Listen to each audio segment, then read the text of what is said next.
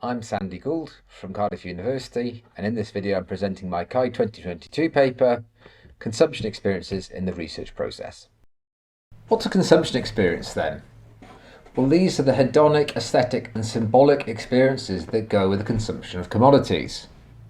When we consume commodities, there's a transaction. We go into a market and hand something over in exchange for something else.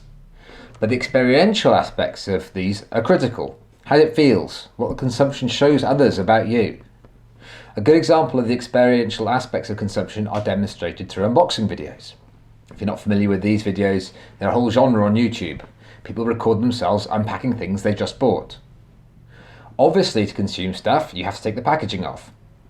But the act of unboxing brings great pleasure to those in the videos. They go to great lengths to control how this event looks. And posting the videos is about showing the world something about themselves. Okay, but what does any of this have to do with human-centered computing research? Well, the idea I advance in the paper is that parts of our research process involve acting as craft producers and parts of our research processes involve acting as consumers. And when we act as consumers, we're able to benefit from standardization. We don't have to worry ourselves too much about what's happening under the hood. If we did that, we'd spend all of our time reinventing wheels and not actually studying the phenomena that we're interested in.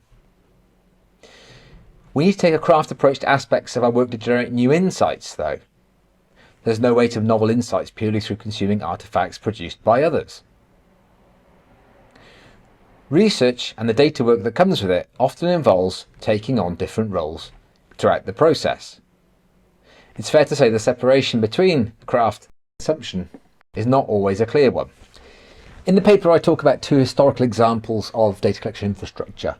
One is the quipu, and this is an Incan technology based on knotted cord. And the knots were used to record information that was relevant to the Incan bureaucracy. So this might be things like taxes, crop production, livestock counts, that kind of thing.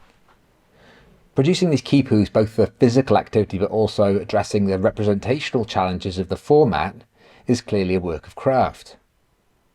What about when these quipus were dispatched to a more central part of the bureaucracy though?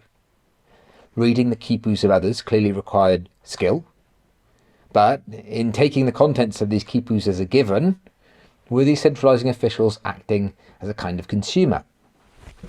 The other example I cover in the paper is Kelvin's tidal predictor. Before this mechanical computer was invented, measuring and predicting tides was extremely laborious. The invention of the calculator changed this. Now, a machine could be set with the correct parameters, left to run, it would produce accurate and voluminous tide timetables. Being able to proceduralise the task of timetable production in this way negated lots of craft work that had previously been required to produce them. But, of course, the machines themselves were a product of great craft. They weren't a mass-produced commodity. In this way, craft and consumption are dynamic factors in research processes. And we see this kind of dance of craft and consumption in contemporary human-centered computing research too. Complex data infrastructures that take significant craft to develop, maintain and stock can be accessed on demand by researchers or even by computer systems. At this point you might be wondering why it matters if we act as consumers at certain points in the research process. There's a bit of consumption, a bit of production, at the other end comes some research. But in the paper I argue that it matters because acting as a consumer reduces the level of intrinsic reflection in a method.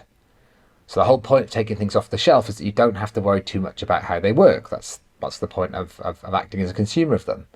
So that loss of the intrinsic capacity for reflection means that we might be missing out on interesting research questions that we might have noticed if we'd not had that kind of distance of consumption between ourselves and the tools that we're using. And I think that reduced capacity for reflection is really critical because becoming consumers also moves us into the realm of market mechanisms like marketing. The commodified parts of the research process come to be designed to appeal to those consumption experiences. So let's have a look at an example. If you read papers about crowdsourcing, a lot of them, including my own, will make reference to how quickly you can collect data using it. I looked through a few crowdsourcing websites and I found that they advertise themselves to prospective users, including researchers, on the basis that they will produce data quickly. I wondered why this is considered to be a good thing. Looking at publication turnarounds, there's no obvious need for data to be collected in, say, a day rather than a week. Publishing takes months or years, and as Lisa Coleman's analysis showed, data collection is usually very brief in HCC research anyway. So why then? In the paper, I speculate that the reason fast appears a lot in this data collection context is because it's actually a consumption experience. Collecting data doesn't have a strictly rational motivation, but it feels great. I've been there. You sit there watching data come in, you feel like you're working hard, it's exciting to have data, and platforms tap into that feeling to sell us speed we don't really need. And it's crowd workers who pay the hidden costs of this speed. In effect, I argue that choosing data collection platforms is a little like going to the shop to choose between a variety of similar commodity products. They're fungible, they all basically do the same thing, and so they have branding to go with them to convince you that they're in some way better than the others on the shelf using different marketing techniques.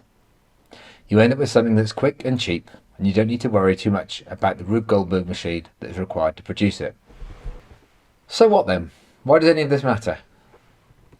In the paper, I emphasise the importance of reflection for all researchers. Reflection shouldn't just be something that is required by certain research methods. We need to guard against research approaches that might remove opportunities for reflection by setting aside particular time for it. I think the consumption experiences can give us a strong new framing for reflection.